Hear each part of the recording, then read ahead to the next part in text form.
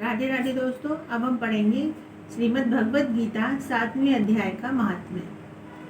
एक बार श्री नारायण जी बोले, हे लक्ष्मी, अब 7वें अध्याय का महात्म्य सुनो। एक पाटिल पुत्र नामक नगर था जिसमें शंकुकर्ण नामक वैश्य रहता था। उसने व्यापार में बहुत सा धन कमाया, किंतु न तो कभी पितरों का तर्पण किया और न कभी देवताओं का पूजन किया।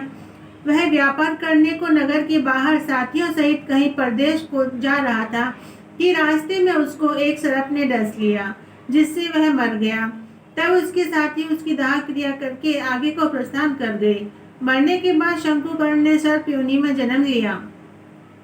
उधर बहुत समय के बाद जब शंकुकर्ण के साथी व्यापार करने के बाद नगर को लौटे तो उसके पुत्र ने पूछा, मेरा पिता शंकुकर्ण कहाँ है? तब उन व्यापारियों ने कहा, तेरे पिता को रास्ते में जाते समय सर्प ने डस लिया, सो वह मर गया और यह पदार्थ तेरे पिता का है, सो तू ले। पुत्र ने कहा, जिस सर्प ने मेरे पिता को काटा है मैं उसको मारूंगा। उसने व्यापारियों से कहा, चलो वह ठौर मुझे बताओ जहाँ मेरा पिता शंकुकर्ण मरा है। व्यापारियों ने उसे वहां ले जा खड़ा किया। देखा तो वहां एक बाम्बी है, जिसे वह कुदाली से खोदने लगा। जब छेद बड़ा हुआ तो वहां से एक सर्प निकला। सर्प बोला, तू कौन है? मेरा घर क्यों खोदता है? उस बालक ने कहा, मैं शंकुकर्ण का पुत्र हूँ। जिस सर्प ने मेरे पिता को डसा है मैं उसको मारूंगा। तब सर्प ने कहा, हे पुत्र, मैं ही तेरा पिता हूँ। तू मुझे इस अधर्म देह से छोड़ा और मुझे मत मार।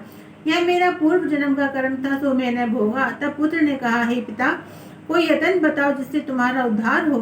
तब उस सर्प ने कहा, हे पुत्र, किसी गीता पाठी ब्राह्मण को घर में भोजन करा और उसकी सेवा करो तो उसके आशीर्वाद से मेरा कल्याण होगा।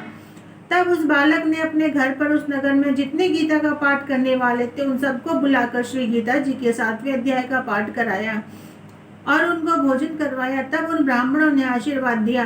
तब तत्काल वे अदम देह से छूटकर देव देही पाकर विमान पर चढ़कर आकाश मार्ग को जाता हुआ अपने पुत्र को धन्य धन्य कहता हुआ बैकुंठ धाम को गया।